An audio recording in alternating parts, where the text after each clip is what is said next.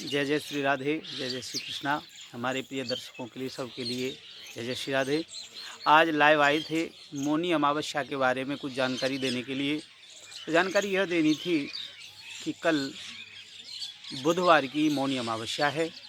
ये माघ मास की अमावस्या है। इस अमावस्या का बड़ा ही पुण्य है। बोले क्या पुण्य है जी?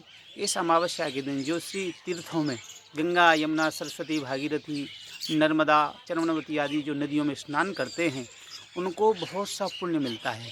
कहने का भाव यह है, आशय इतना ही है कि जो तीर्थ में स्नान करता है वह इस सांसारिक जो शरीर है, ये पांच भौतिक शरीर है, जब इसका त्याग करता है जीव तो सीधा बैकुंठ में जाता है। ऐसा इस माघी अमावस्या का पुण्य फल है। दूसरे, माघी अमावस्या के दिन जो भी दान किया जाए, जप किया जाए, तप किया जाए, वो अक्षय माना जाता है। अमावस्या के दिन देखो, अमावस्या तो वैसे विशेष करके 12 अमावस्या होती है एक साल में, प्रत्येक मास की अमावस्या होती है। तो ज़्यादातर पितरों के लिए जो मानी गई हैं वो एक तो पितृपक्ष की अमावस्या, दूसरे ये माघ की अमावस्या। आज के दिन, अमावस्या के दिन, जो पितरों के लिए दक्षिण दिशा की तरफ मुँह करके जो जल देते हैं सुबह, उनके पितर उनसे प्रसन्न हो जाते हैं। सुबह सुबह सूर्य उदय के बाद में जो पीपल के वृक्ष में जल देते हैं, उनके पितृगण उनसे प्रसन्न होते हैं। और अमावस्या के दिन जो खीर, पूड़ी, हलवा, मिष्ठान्न भोजन बना करके अपने पितरों का भोग लगाते हैं, भगवान श्री कृष्ण का, श्री नारायण का, श्री राम जी का, किन्हीं भगवान का भी भोग लगाते हैं, उनके ऊपर भी उनके पितर प्रसन्न होते हैं। जिनके घर में पितृदोष की समस्या है, आए दिन झगड़ा हो रहा है, क्लेश हो रहा है, ऐसे लोग गौशाला में जा कर के गायों को पितरों के निमित्त कुछ भी दान करें, गायों को खीर खिलाएं और अपने छत पर दक्षिण दिशा की तरफ किसी बर्तन में खीर रखें और कुछ पूड़ी रखें या कुछ मिष्ठान रखें और जल भर के रखें, जिससे कि वो कौवा आएंगे। आपने तो कौवों के निमित्त रखना है, पितरों के निमित्त रखना है। आखिर चाहे फिर कोई भी पक्षी उसमें से खा जाए, ये मायने नहीं रखता।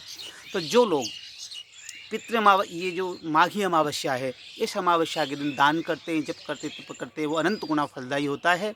और ऐसा जो जीव है, इस मृत्यु लोक से मुक्त होकर के भगवान श्री कृष्ण के धाम, गोलोक धाम या भगवान श्री राम जी का धाम, साकेत धाम अथवा वैकुंठ के लिए वो जाता है। भगवान की कृपा रहती है और अपने पितरों के निमित्त काले तिल डाल करके जल में अपने पितरों के निमित्त जो देता है, उस पर भी उसके पितर खूब प्रसन्न होते हैं और उसके परिवार में फिर पितृदोष नहीं रहता है। और आज के दिन, अमावस्या के दिन, जो लोग तिल का दान करते हैं, क्योंकि देखो इसमें सटतिला एकादशी भी आई थी, सकट चतुर्थी भी आई थी, तो तिल का विशेष महत्व है। तो जो लोग आज माघी अमावस्या के दिन तिल का दान करते हैं, वह भी अक्षय होता है। दान तो कुछ भी करो, वो सारे दान अक्षय होते हैं। पितरों के निमित्त करते हैं तो उनके पितृलोक में बड़े प्रसन्न होते हैं। और अपने कल्याण के लिए अगर किया हुआ दान है, तप है, जप है, वह करने से भी हमारा कल्याण होता है, हमें भगवान श्री कृष्ण का वैकुंठ धाम मिलता है। दूसरी बात, एक विशेष बात और, मौनी अमावस्या का अर्थ है कि आज के दिन मौन रहा जाता है। तो मौन का मतलब ये नहीं कि मुंह से मौन रह लिए। मौन का सही मायने में अर्थ है कि जैसे एकादशी के दिन 5 ज्ञानेंद्रिय, 5 कर्मेंद्रिय और एकादश मन, उनको जैसे बस में रखा जाता है, वैसे ही मौनी अमावस्या के दिन केवल जिह्वा को उसमें नहीं, श्रवण इंद्रिय, रसन इंद्रिय और दृष्टेंद्र, सारी इंद्रियों को अपने वश में करके 5 कर्मेंद्रिय, 5 ज्ञानेंद्रिय और एकादश मन, सबको अपने बस में करके रखना है। अच्छा, आप कहेंगे महाराज जी मौन कब तक रहना है? तो मौन का विधान तो यह है, सुबह ब्रह्म मुहूर्त से लेकर के रात्रि पर्यंत मौन रहें। लेकिन अब घर के भी बहुत से कार्य हैं, लोगों को ऑफिस जाना होता है, विद्यालय में पढ़ाने जाना होता है, बहुत से कार्य होते करके मौन नहीं रह सकते हैं। तो सुबह ब्रह्म मुहूर्त से मौन रहें। और उसके बाद में जो है, जब तक हम किसी तीर्थ में स्नान नहीं कर लेते, गंगा, यमुना, सरस्वती आदि किसी में स्नान नहीं कर लेते, तब तक मौन रहें और तीर्थ में स्नान करें, पूजा करें, जप तप करें, दान करें। उसके बाद में अपना मौन खोल लें। किसी अपने से बड़े महापुरुष को कुछ खाने के लिए दें, तिल जैसी मिष्ठान्न कुछ दें, अन्न नहीं देना उसमें, फलाहार जैसी कोई चीज़ देनी, तिल के लड्डू दे दिए, रेवड़ियाँ दे दी, कुछ भी ऐसी चीज़ दे करके, कुछ मिठाई दे करके, और जो है अपना व्रत खोल लें। व्रत रह सकते हो तो आप व्रत रहें, क्योंकि इस अमावस्या में व्रत भी रहने का विधान है। और कई लोगों का ऐसा भाव है, बोले महाराज जी हम तो गंगा, यमुना, सरस्वती नहीं जा सकते, तो अपने घर में ही और अपने नहाने वाले जल में गंगा जल मिला करके, या सरयू मैया का जल हो, या सरस्वती मैया का जल हो, या यमुना मैया का जल हो, थोड़ा जल मिला लें और एक श्लोक बोलना है आप लोगों को। मेरे साथ आप बोलेंगे, और जो लोग इस श्लोक को याद नहीं कर पा रहे हैं तो वो वीडियो चला करके रख लें, लिख लें, अथवा वीडियो के साथ साथ बोलें। गंगा गंगेति यो ब्रूयात् योजनानां सतैरपि मुच्यते सर्वपापेभ्यो विष्णुलोकः स गच्छति। गंगा गंगा गंगा जो 100 योजन से भी ऐसा बोलते हैं, उसको गंगा मैया में स्नान करने का पुण्य फल मिलता है।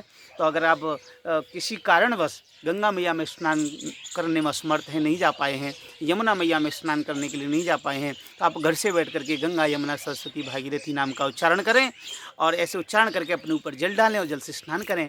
आपको पूरा फल गंगा मैया में स्नान करने का मिल जाएगा, ऐसा शास्त्रोक्त कथन है। और विशेष यही कहेंगे कि जितना हो सके मौनी अमावस्या के दिन जप तप ध्यान पूजा पाठ करना चाहिए, जो कि हमारे लिए भविष्य के लिए बहुत ज़्यादा फलदायी है, अनंत गुना फलदायी है। आज के किए हुए मौनी अमावस्या के दिन, देखो जो मैं आज बोल रहा हूँ इसका मतलब मौनी अमावस्या, ये नहीं कि आज के दिन मैं वीडियो बना रहा हूँ तो आज का दिन आप समझ लें। आज का दिन माने मौनी अमावस्या के दिन जो लोग पूरी श्रद्धा के साथ में दान करते हैं, जप करते हैं, तप करते हैं, उन पर भगवान की कृपा होती है, और वह इस शरीर को त्याग करके छोड़ करके भगवान के वैकुंठ के लिए जाते हैं। और बस इतना ही कहना है, जितना हो सके उतना दान करें, जप करें, तप करें, और भगवान की कृपा आपके ऊपर बनी रहेगी। और इतना ही कह करके बस जय जय श्री राधे, जय जय श्री कृष्णा।